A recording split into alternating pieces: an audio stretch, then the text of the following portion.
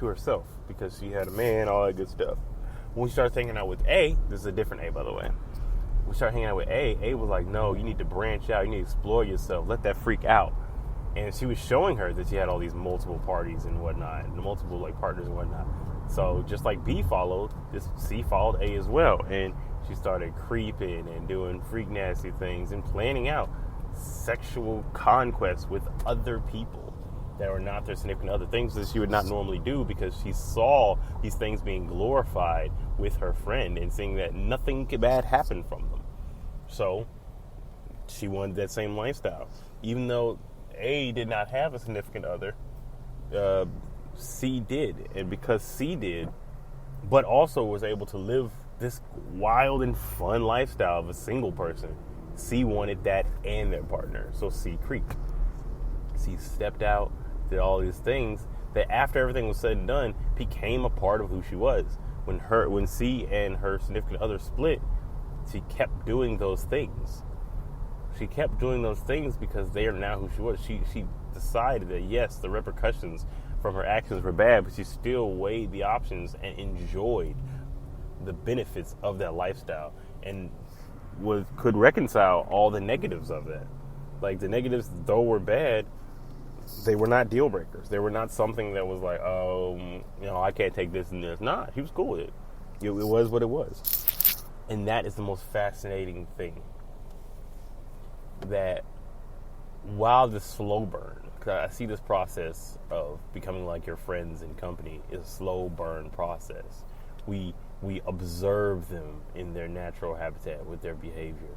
We pick and choose the stuff that we like, and subconsciously we pick the stuff that we may like, or we find something to increase our survival. Because all human existence is about survival and advancing your own life, either emotionally, physically, or mentally. And we strive toward that. That's just what we do.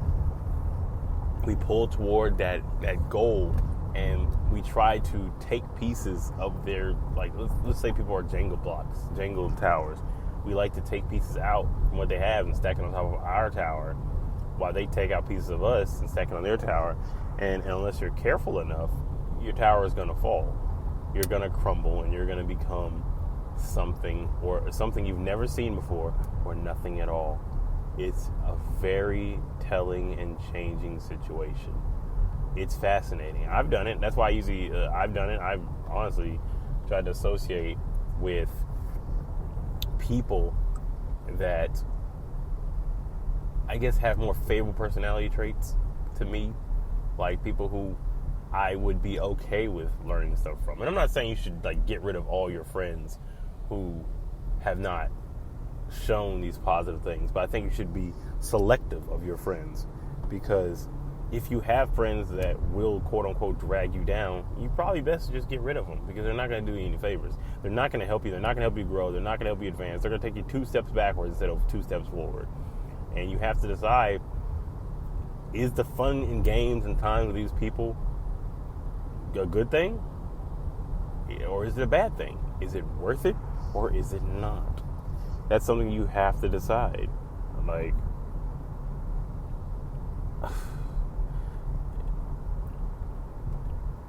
And it's something that really, that I had to struggle with myself. I'm sorry about the pause there. I just had to think about that. I was trying to think it out before I said it. But it's something you have to think about, something you have to understand. And it can be scary. It can be bothersome. It can be something awful, or it can't be. It's really up to you. It's up to how you define these things. And I know I keep saying everything's up to how you define it, but that's the truth. Life is about the terms that you define. It's about what you make of yourself, not what Jimmy makes of you or Jane makes of you, what you make of you. Because at the end of the day, you have to live with you. You have to understand yourself. You have to do all those moral decisions, moral complications, and moral quandaries. It's all you. When you sleep at night, it's you falling asleep. Even if you have somebody that loves you, cares about your concern, they're not involved in the decision making in your life. They aren't. That's why the company is so interesting, because if you're in charge of decision making in your life, you have to remember that the people that you surround yourself can either be a help or a detriment. because they do affect you in every way possible. Spiritually, mentally, emotionally, physically, all that. They affect you. They affect your perception on reality. They are a part of your reality. People want to appease their friends. I know I've done a lot of things that I thought my friends would think were cool that I didn't really think was cool.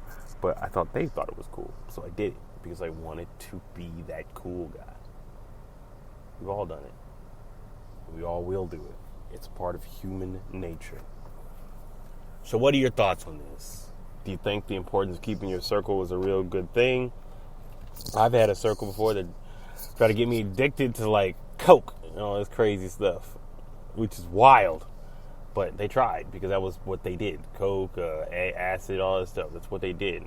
No, I am, first off, not only I find that to be weird, I'm broke. I am what we refer to back in the day as po. So even if I was going to indulge in these things, they better been free, because I could not afford anything besides free 99. But no, so I broke off that circle. I didn't hang out with them. We were still cool. I'd see them every once in a while, but I didn't want to be a constant hanging out with them. If you hang out with them enough times and you see that they're exhibiting normal behavior, but they're having all those crazy wild times, you'll start saying, you know, it's maybe not that bad, even though it's definitely that bad. But what do you guys think? Let me spin out to my favorite part, shameless self-promotion. Check out Brisky's Place. Please check out Brisky's Place, a great podcast on the ENS network. Also check out the wonderful YouTube channel Panda Celine, Panda Celine, Selene. I probably said that wrong, but if you start spelling it, it's Celine like the moon, like the Latin, whatever word for moon. Panda Celine, great channels, wonderful people, blah blah blah, all that. And obviously check out my wonderful bestie, Haven Rain, HAEVYN _REYHNE. She's on YouTube, Snapchat, Instagram, all that wonderful stuff. Check this show out. I know it's all this plugging. I'm trying to spread this out a little better next time. Sorry, working on it. But yeah, check out this channel anywhere you can listen to podcasts. We're talking Spotify, iTunes. Spotify, iTunes, Stitcher, Castbox, Spreaker Radio, iHeartRadio, all those wonderful things. Subscribe to us. Follow us on Instagram. We're not on Snapchat. Instagram, or any of that crazy stuff. You know? And check us out. Let us know what you think. All that good stuff. I've been your host, Jason.